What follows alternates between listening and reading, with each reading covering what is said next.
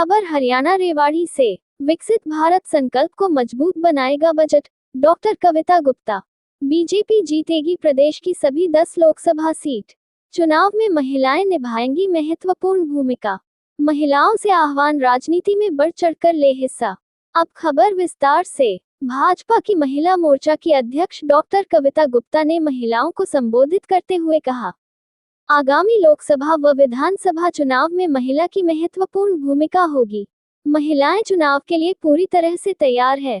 Doctor कविता गुप्ता आज अपने निवास पर महिलाओं को संबोधित कर रही थी।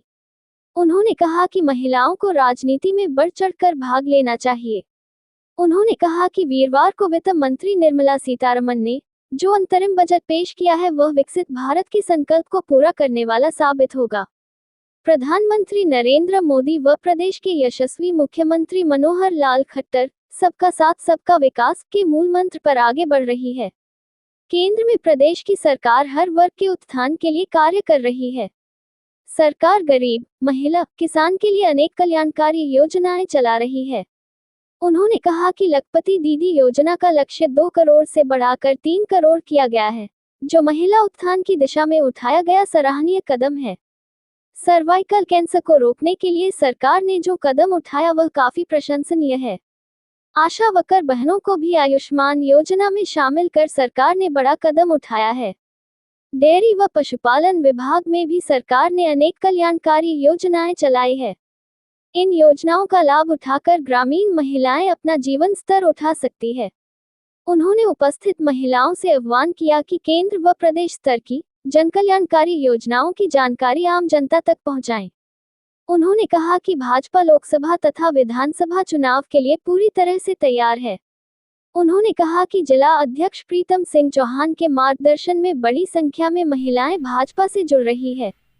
उन्होंने कहा कि इस बार के चुनाव में महिलाओं की भूमिका महत्वपूर्ण रहने वाली है।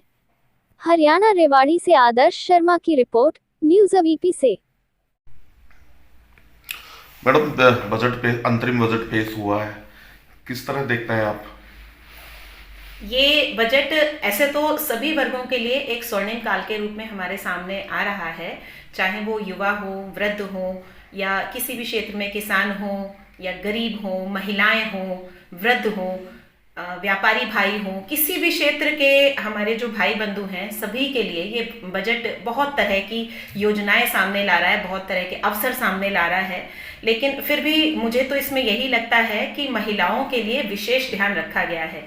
मैं जिलाध्यक्ष भाजपा महिला मोर्चा डॉक्टर कविता इस बात की विशेष तौर पे सराहना करना चाहती हूँ। 26 जनवरी पे जो इस साल झांकी निकली थी उसमें पहले ही ये चीज़ हमने देख ली थी कि 70% महिलाओं की जो भागीदारी उसमें थी, डिफेंस में विशेष तौर पर जो भागीदारी थी वो काबिले तारीफ थी।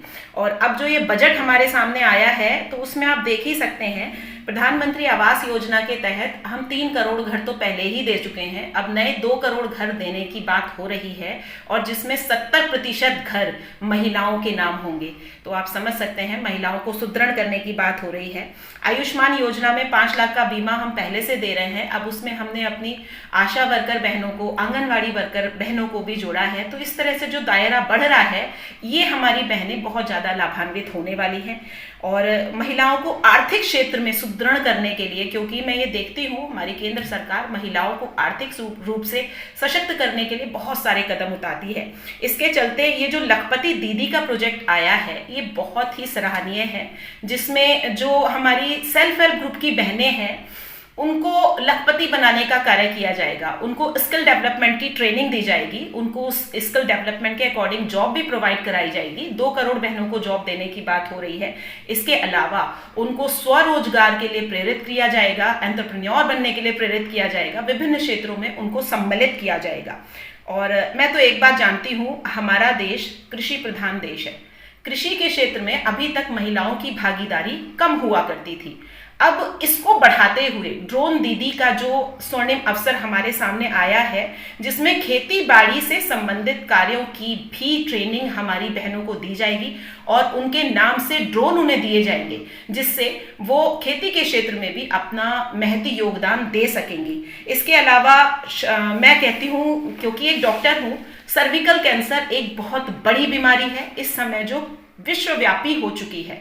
हमारे देश में भी ये अपना पैर पसारने लगी है। तो सर्विकल कैंसर से संबंधित मेरी नव युवतियों को, छोटी बहनों को जो टीका लगाया जाना है, जो बहुत महंगा टीका होता है, कोविड से लड़ने के बाद अब सर्विकल कैंसर से लड़ने के लिए जो मेरी सरकार ये फ्री टीके लगाने की बात कह रही है, ये बहुत ही सराहनीय है। और इसके अलावा बहुत सारी अन्य योजनाएं विभिन्न वर्ग के लिए भी इस बजट में दी गई हैं, जैसे प्रधानमंत्री सूर्योदय योजना। वास्तव में सूर्योदय है। जिस दिन हमारे रामलला पधारे थे 22 तारीख को, 22 जनवरी को, 23 जनवरी को इस योजना के बारे में उद्घाटित किया गया था, जिसमें 300 यूनिट बिजली हमारे 1 करोड़ भाइयों को फ्री दी जाएगी, जिसमें 1 करोड़ घरों की छतों पर सोलर पैनल लगाए जाएंगे। 1000 से 3000 आया करता था, अब मात्र 250-300 रुपए पर मंथ आएगा। और इसमें जो बनने वाली बिजली है उसे वो आगे भी बेच सकते हैं, आगे भी इस्तेमाल कर सकते हैं, जिससे 15,000 से 18,000 वार्षिक उनकी आमदनी भी हो सकती है। इसके अलावा ये हमारी जो ब्लू लाइन टचअप है, जिससे हमारा जो समुद्री क्षेत्र है उससे आने वाली आमदनी के द्वारा हम आर्थिक रूप से सुदृढ़ होंगे, तो उससे उस क्षेत्र में भी अनेक कार्य किए जा रहे हैं। वैसे भी जो समुद्री क्षेत्र में पर्यटन है उसको बढ़ावा देने के लिए मेरे माननीय मुख्यमंत्री जी एवं हमारे माननीय प्रधानमंत्री जी स्वयं कार्य कर रहे हैं। तो मैं एक ही बात कह सकती हूँ, आर्थिक रूप से सुदृढ़ करने के लिए, राजनीतिक रूप से सुदृढ़ करने के लिए, शैक्षिक रूप से सुदृढ़ करने के लिए, सामूहिक विकास के लिए ये जो बजट आया है ये स्वर्णिम काल है, और विशेष तौर पर महिलाओं के लिए स्वर्णिम काल है। इस इतने सुंदर बजट के लिए मैं अपनी वित्त मंत्री जी का बहुत धन्यवाद करती हूँ।